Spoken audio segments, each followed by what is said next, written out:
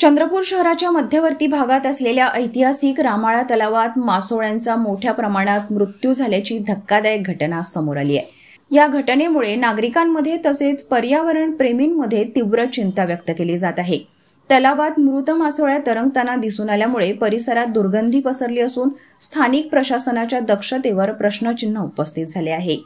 Tukum, Bengali camp, Shastrinagar आदी परिसरातील सांडपाणी थेट नाल्यांद्वारे सोडलं जात असल्याने तलावाचे पाणी प्रचंड प्रमाणात दूषित झाले आहे।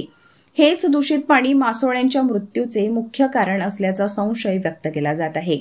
पर्यावरण अभ्यासक सुरेश चोपणे यांनी या संदर्भात प्रतिक्रिया देताना सांगितले की सांडपाणी थेट तलावात सोडल्यामुळे पाण्यातील ऑक्सिजनचा स्तर घसरतो, त्यामुळे तलावातील मासोळ्यांसह इतर जिवंत सजीवांचे मोठ्या प्रमाणावर नुकसान होते।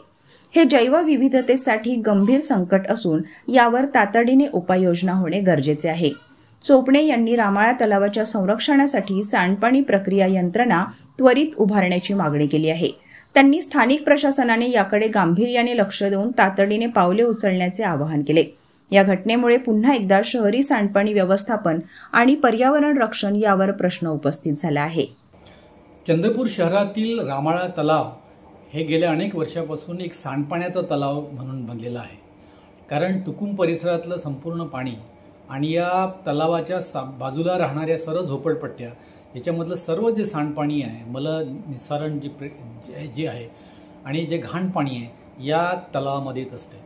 आम्ही गेल्या अनेक वर्षापासून या तळ्यासाठी सांडपाणी प्रक्रिया संयंत्र लावायसाठी आम्ही खूपदा शासनाला निवेदनं दिली आहे, परंतु अजूनही अशा प्रकारचे सांडपाणी प्रक्रिया पूर्णपणे इथे लावल्या गेलेली नाही आहे। यामुळं दरवर्षी उन्हाळ्यामध्ये किंवा हिवाळ्यामध्ये इथल्या मासोळ्या मरतात।